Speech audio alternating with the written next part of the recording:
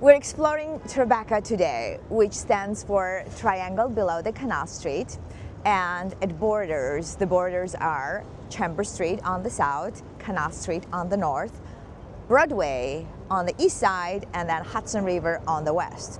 So I'm going to try to show all my favorite buildings and places, including the streets, coffee shops, hotels, and all that good, beautiful streets that you can find in Tribeca while walking in there. The best way actually to explore Tribeca is to just, get off on the Chambers Street, either 1, 2, 3 lines, red line, or C and E, and just walk around, and you'll find amazing, beautiful streets, which tells the history of New York City, because this was very industrial area in 1900s. There was farmland, and after the farmland there was factories and warehouses where they stored all the butter and coffee and spices and sugar that was distributed through New York City afterwards. So after you explore Freedom Tower and downtown 9/11 Memorial, you can just walk up, and from the touristy place it's going to turn into more residential, quiet cobblestones. This area after 1800, after the Second World War, actually this area declined because there was no manufacturing and there was no need for warehouses, and you know who moved in, right? In those beautiful factory lofts, artists moved in because the rent was very cheap. In 1992, this area was marked as a landmark, historic landmark. That's how they started to protect that from overdeveloping and putting some new buildings. But then the turn point was actually on 2002 when Robert De Niro started Tribeca Film Festival. After 9/11, he wanted to kind of make this area more desirable. Now Tribeca is the most desirable place to live, where a lot of actors, a lot of wealthy and famous people live, and we're going to explore those neighborhoods.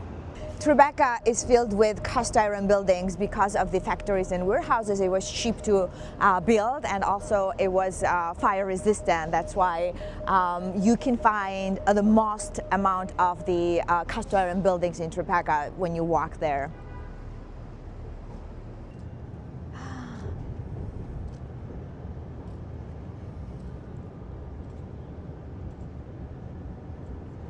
So there's a nonna sitting there making handmade pasta, orecchiette. How does it translate? Oh, ears, right? They are beautiful. I want to learn how to make that.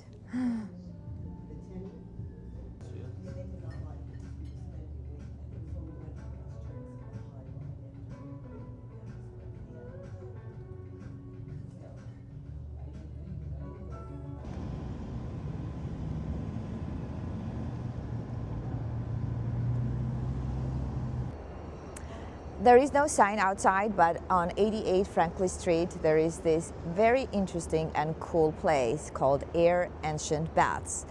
Inside, it's a beautiful open space with brick walls and lighting, and there are 5 or 6 different baths with thermal water, warm, hot, salt water, and it's a really cool place. I discovered it 7 or 8 years ago, and I went there and it was amazing, and I'm still dreaming to go there, but it's super expensive. The cheapest one starts from $180, which gives you an hour and a half bathing in different baths, no massage included, and if you want a massage, 30-minute massage, that's going to be $250.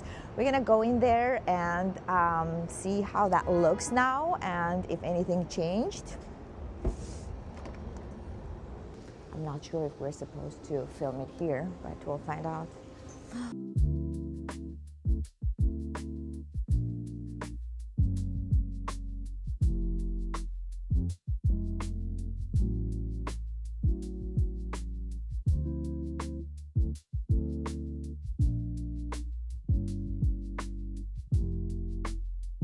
What was this building before?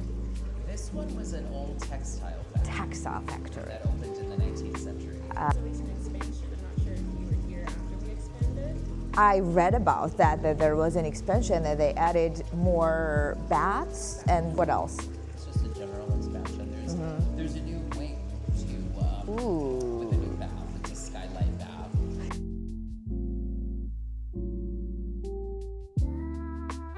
A Roxy! We are in front of the Roxy Hotel, which is one of the boutique hotels. And the name Roxy was named after a movie theater in 1920s.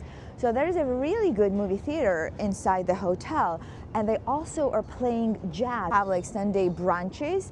You can actually go inside, and they have a really good coffee shop. So that's what we're gonna do. You can get a coffee and sit there and read a book or chill.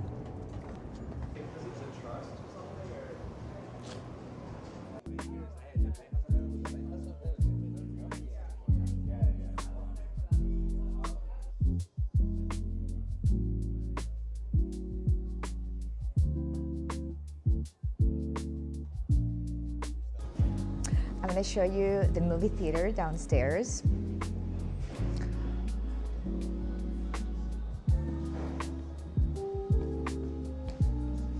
Actually shows some independent and old movies too. And it's never busy or crowded. At the Django.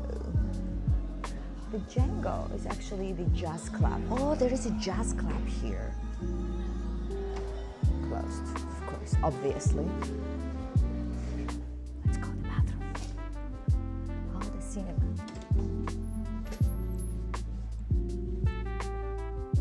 Nobody's in here. Ooh.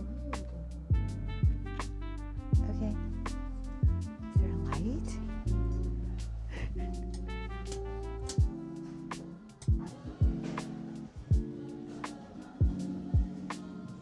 All right, I'm gonna show you the bathroom, and then you're gonna leave. All right, that's it. Bye. This is probably the most famous firehouse in the movie history, Hook and Ladder 8 in Tribeca.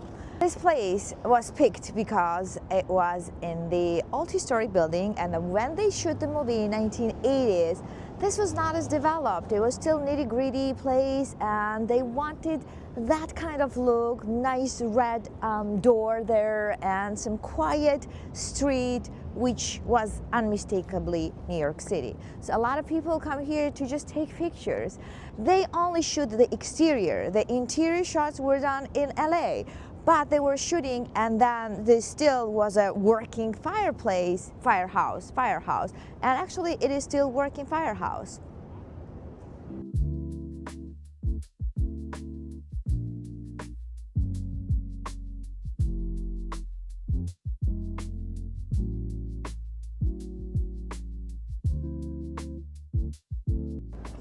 On N Moore Street, there's a really cool bar called a Brandy Library. It's probably closed right now, but there are thousands of different whiskeys and brandies, and they make really cool cocktails.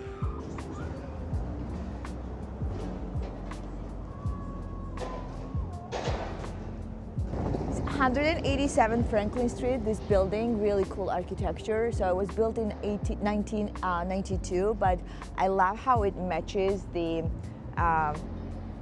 old building, the architecture that is here, so that it's not like kind of jumped out from the scenario. Oh, the Greenwich Hotel. Oh, I شنیدم.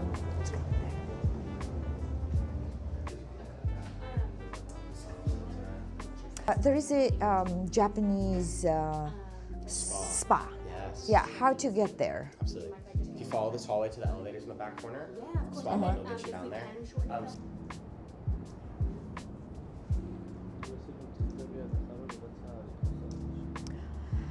This is the garden, back garden in Greenwich Hotel, which is boutique hotel built early 2000, but it looks pretty old, and has 88 rooms, and they are all different.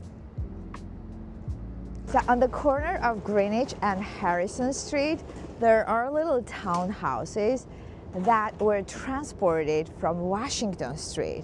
So they demolished them and impeccably built them back here. So they have really cute little backyards. You can just walk around and go inside, and yeah, feels like you are in old New York.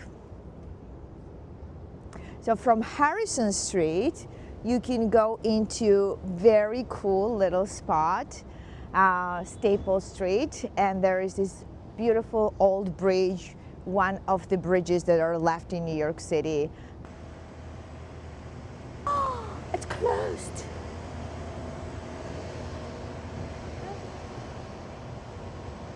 You can walk from there.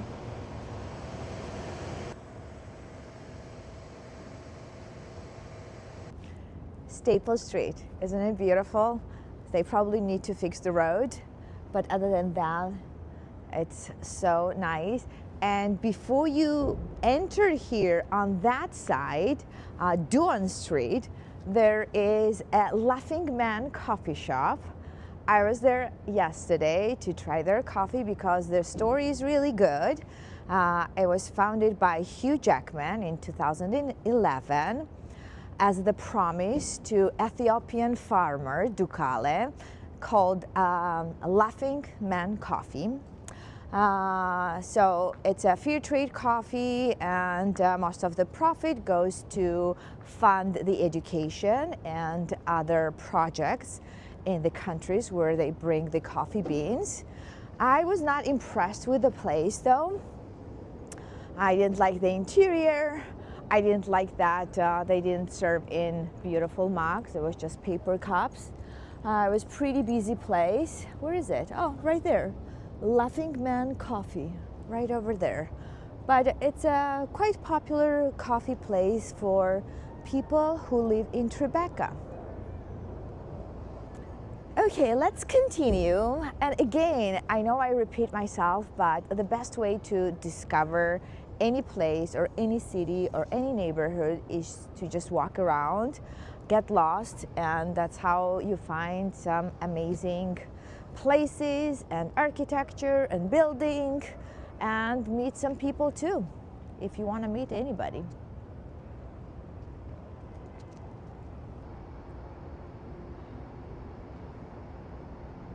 We're in North Tribeca, reaching Canal Street, on Washington Street and Ely Street, and that's old United States sugar factory company built in 1853, and it was a storage facility for the it's okay for the sugar factory.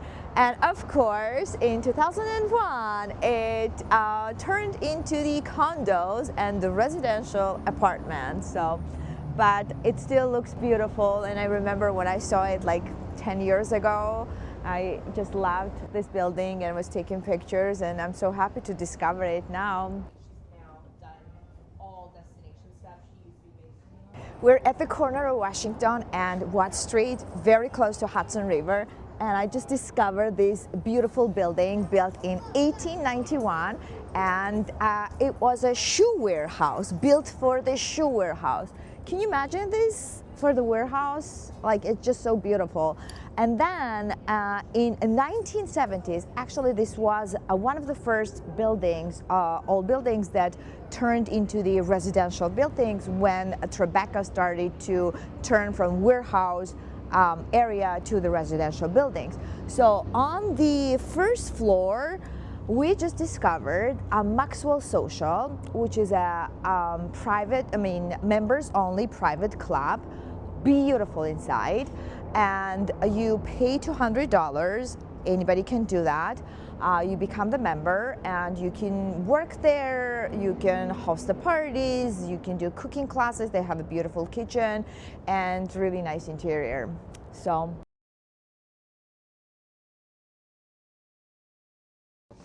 You want us to see our kitchen? Yes, please. I would love to. Thank you so much. What's your name? Kelvin. I'm Donna. Nice to meet you too. And that's the kitchen. Hi. How are you?